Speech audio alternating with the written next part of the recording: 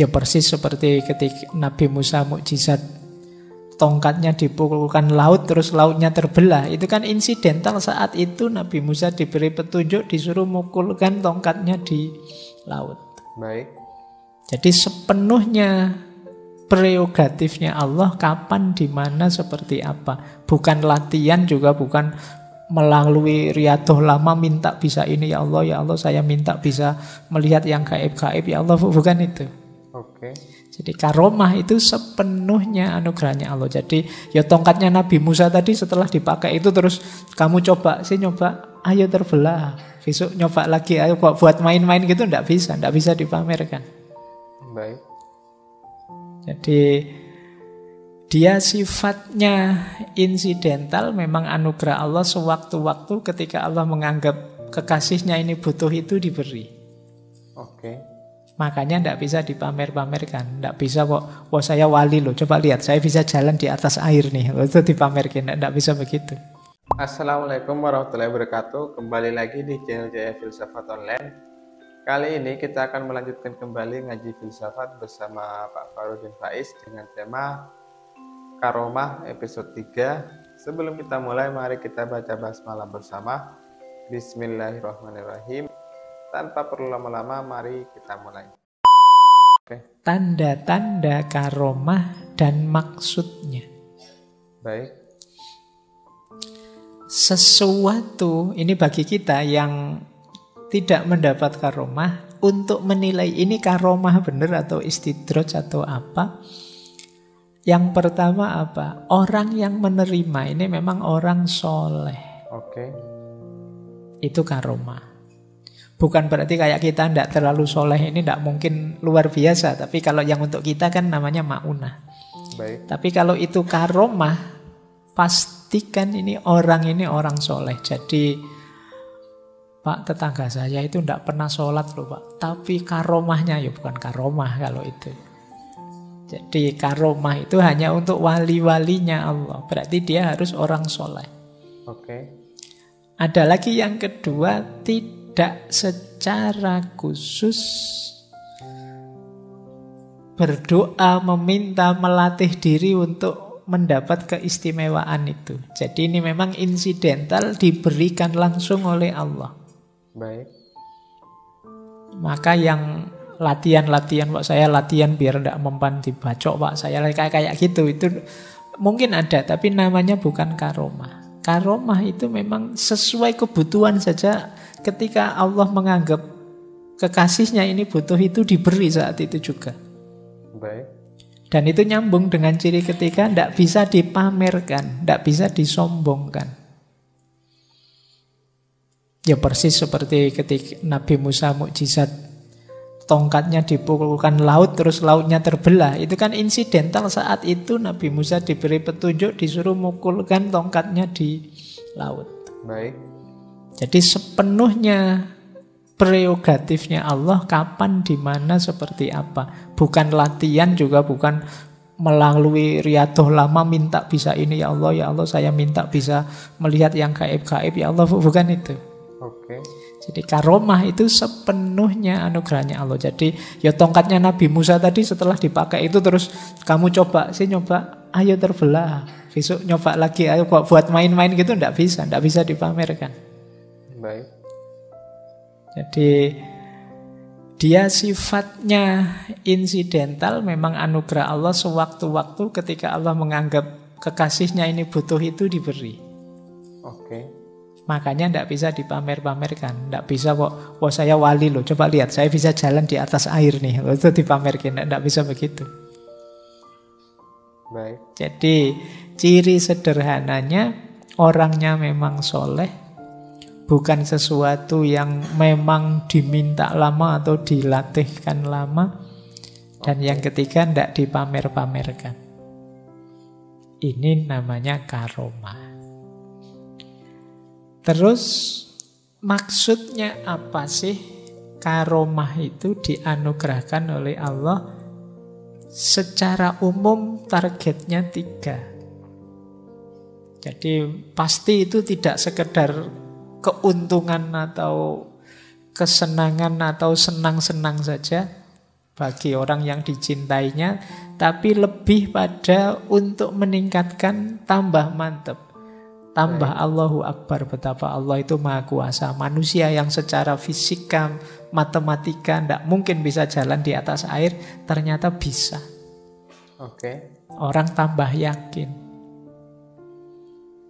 Ini target pertama.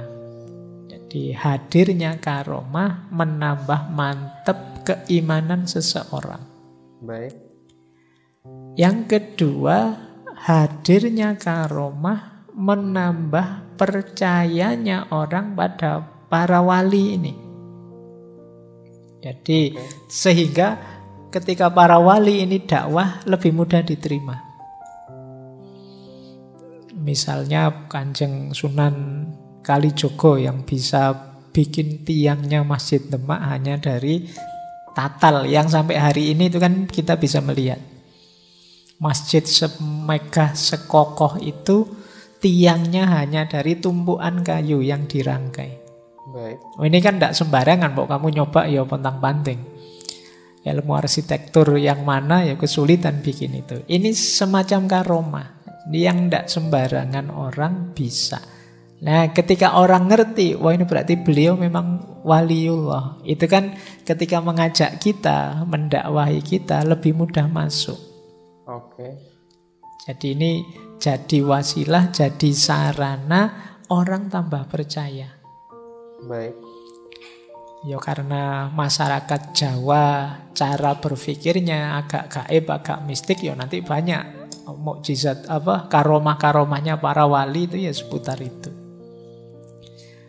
Nah, yang ketiga, adanya karomah itu ya penegasan bagi wali ini tentang makomnya dan tuntutan untuk istiqomah.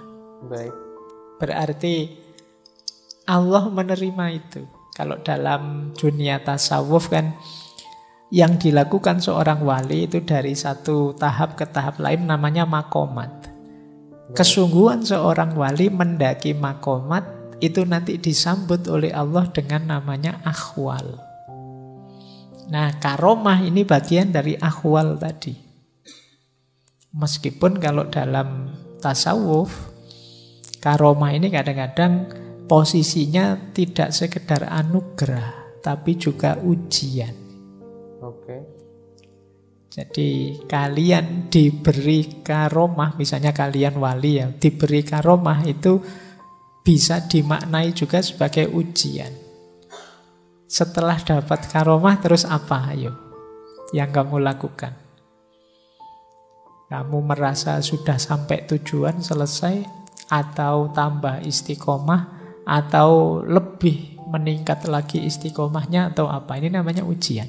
Kayak kalian lulus kuliah itu loh, sampai di 1 degree misalnya, lulus S1. Itu kan anugerah, tapi kan sekaligus ujian. Setelah lulus terus kalian mau apa terusan? Kemarin statusmu mahasiswa, sekarang naik makom jadi alumni. Saya tidak tahu jadi alumni itu makomnya naik atau malah turun. Tapi kan ganti makom sekarang. Ini kan semacam ujian. Lah terus apa yang kamu lakukan terusan dengan itu? Baik. Nah, makanya kalau dalam ilmu tasawuf itu karomah itu harus hati-hati yang mendapat karomah ini, karena banyak yang terdistraksi di karomah ini. Begitu dapat karomah terus merasa selesai perjalanannya. Padahal karomah ini bukan akhir perjalanan, masih panjang perjalanan menuju Allah. Oke. Baik, jadi itu tanda-tandanya dan maksudnya. Baik, tanda dan maksud karomah tadi juga sudah dijelaskan oleh Pak Farudin Faiz secara lengkap. Pada intinya, tanda karomah itu diberikan kepada orang yang saleh, karena dia adalah para kasih Allah. Dan karomah itu tidak terus-terusan diberikan, tapi terserah Allah. Bahwasanya saat ini bisa, belum tentu besok bisa. Nah, misalnya Kiai As'ad Syamsul Arifin, salah satu para pendiri NU, murid dari Mbah Khalil Bangkalan yang mempunyai pondok Sukorejo Situbondo. Ceritanya itu dia melemparkan kacang hijau yang kecil itu waktu zaman Belanda ke para penjajah, dan kacang hijaunya itu menjadi bom. Nah, itu kalau dipikir secara logika tidak masuk akal. Tapi itu salah satu karomah anugerah yang diberikan Allah, dan hal itu tidak bisa diulang kembali. Terserah Allah. Mungkin waktu itu Allah menyuruhnya untuk melemparkan, dan ternyata menjadi bom.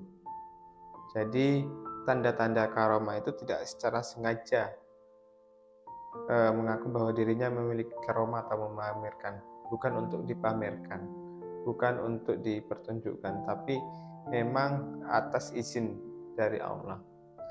Dan maksud adanya karomah yaitu agar kita lebih meningkatkan keimanan kepada Allah, agar kita lebih percaya bahwa Allah itu Sang Maha Kuasa, dapat memberikan petunjuk di luar logika, dan masyarakat lebih cenderung percaya kepada orang-orang yang mampu mempunyai kelebihan seperti itu. Nah, ketika masyarakat sudah percaya, masyarakat lebih gampang untuk ikut dan melakukan ajaran-ajaran para wali Allah, dan menegaskan bahwa ketinggian derajat seorang wali agar dirinya selalu tetap istiqomah di jalan Allah. Nah, itulah tanda karomah dan maksud dari karomah yang diberikan Allah kepada para kekasihnya. Oke, kita lanjut. Kita lanjutkan. Nanti ada 2 jenis karomah. Baik. Yang pertama hissiyah, yang kedua maknawiyah. Oke.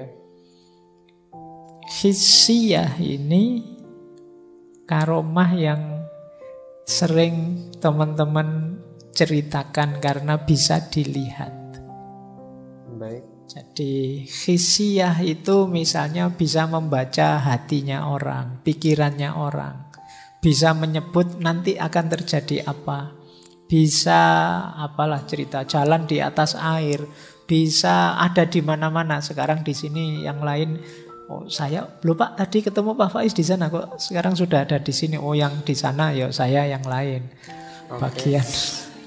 Nah ini ada jenis karomah. Ini namanya hissiyah. Jadi orang bisa mengindranya langsung, melihatnya langsung. Baik. Begitu saya ngomong kejadian. Nah, jalan harusnya waktunya lama. Misalnya Surabaya Jogja harusnya kalau naik tol 3 jam setengahan, ini setengah jam sudah sampai. Baik. Tadi tidur tidak tahu-tahu sudah nyampe. Nah itu kan hissiyah namanya. Kejadian luar biasa yang sifatnya indrawi. Hissi itu kan indra, panca indra. Nah, jadi ini jenis pertama. Biasanya yang teman-teman kejar itu kan yang ini. Pengen loh Pak, sekali-sekali saya punya kelebihan apa gitu. Bisa membaca pikirannya orang, bisa membaca hatinya orang kan. Ini hissiyah namanya. Baik. Saya tidak tahu kalian siap apa enggak. Misalnya kalian punya kemampuan membaca pikiran atau hatinya orang, itu siap enggak kalian? Kayak saya ini misalnya ngadep kalian itu pikiranmu kedengaran semua, jangan-jangan malah stres kamu. Oke. Sebanyak ini orang yang sana lihat saya sambil bilang, Pak Faiz itu kalau ngomong-ngomong opo itu rumput. Lama sekali tidak selesai ngajinya. Kamu mungkin malah terdistraksi jadi tidak fokus. Oke. Kamu belum siap. Nah, apalagi kamu bisa berada di banyak tempat sekaligus, wis ndak bayangke. Atau kamu bisa melihat min waroi hijab. Jadi meskipun ada penghalang, bisa tembus melihatnya. Tambah bahaya kalau kamu. Ini karomah hissiyah. Baik. Ada yang lebih sejati. Karomah itu namanya karomah maknawiyah. Mungkin kalian tidak terlalu tertarik, tapi justru inilah karomah yang dikejar-kejar oleh wali. Baik. Karomah maknawiyah itu adalah karomah yang hanya dirasakan, tidak hissi, orang lain tidak melihat. Oke. Oleh yang mengalami langsung. Misalnya tambah istiqomah. Misalnya bersihnya hati dari buruk sangka, iri, dengki. Oke. Akhlaknya tambah baik. Oleh Allah dianugerahi akhlak mulia sepenuhnya. Ini karomah maknawiyah. Jadi ada dua jenis karomah. Ada hissiyah, ada maknawiyah. Hissiyah oke untuk bukti dan macam-macam tadi. Maknawiyah jauh lebih hakiki. Nanti kita lihat pendapatnya para ulama tentang hissiyah dan maknawiyah ini. Baik. Kita lihat yang lebih sejati. Ini saya ambil kalimat dari Syekh Ar-Rondi yang nulis syarahnya kitab Hikam. Oke. Kata beliau begini, adapun karomah hissiyah, semisal melipat bumi atau berjalan di atas air, tidak ada artinya sama sekali bagi orang-orang yang sungguh mengerti atau al-muhakkikin. Oke. Sebab sesuatu yang luar biasa seperti itu bisa timbul dari orang yang belum sempurna istiqomahnya. Seperti para murid yang baru bersuluk kepada Allah. Oke. Bahkan keanehan-keanehan itu bisa muncul dari orang yang tidak punya istiqomah sama sekali, seperti tukang sihir, para dukun, namun bukan sebagai karomah, akan tetapi sebagai istidraj dari Allah. Jadi kata Syekh Ar-Rondi, karomah-karomah hissiyah yang itu kalau difilmkan mungkin luar biasa. Kalau ada film tentang para wali itu kan biasanya yang justru divisualkan kan karomah hissiyah ini. Yang bisa jalan di atas air, bisa menyakiti orang jarak jauh. Kata Syekh Ar-Rondi, ini tidak luar biasa. Oke. Banyak orang bisa melakukan itu meskipun dia bukan tergolong orang yang istiqomah. Orang yang biasa-biasa saja. Para dukun juga kadang bisa begitu. Para ahli sihir juga bisa kadang begitu. Oke. Jadi jangan tertipu, jangan terpesona hanya dari karomah hissiyah. Baik. Ya memang luar biasa. Mungkin kalau difilmkan bisa masuk kategori Marvel Universe itu. Bisa jalan di atas air lah, bisa melihat kemana, bisa, wah itu X-Men itu. Tapi itu enggak luar biasa. Jadi dia masih belum yang sejati. Karena bahkan tukang-tukang sihir pun bisa.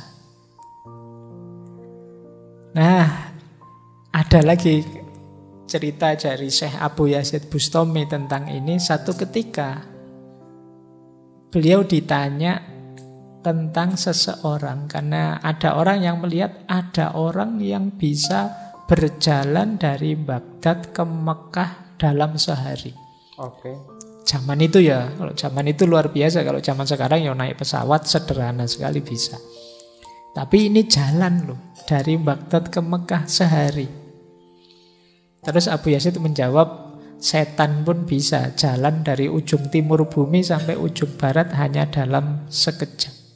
Oke. Tetapi ia tetap dalam laknatnya Allah. Jadi tidak ukuran karomah hissiyah itu. Karomah hissiyah itu mungkin salah satu tanda kewalian, tapi dia tidak hakiki. Yang Baik. lebih hakiki karomah maknawiyah. Baik. Nah, ini pandangannya Syekh Ar-Rondi di Syarah Hikam Ghaisul Mawahib Al-Aliyah fi Syarhil Hikam Al-Ata'iyah. Jenis karomah itu terbagi dua, yaitu yang pertama karomah hissiyah. Karomah hissiyah ini adalah karomah yang dapat dilihat oleh orang-orang awam.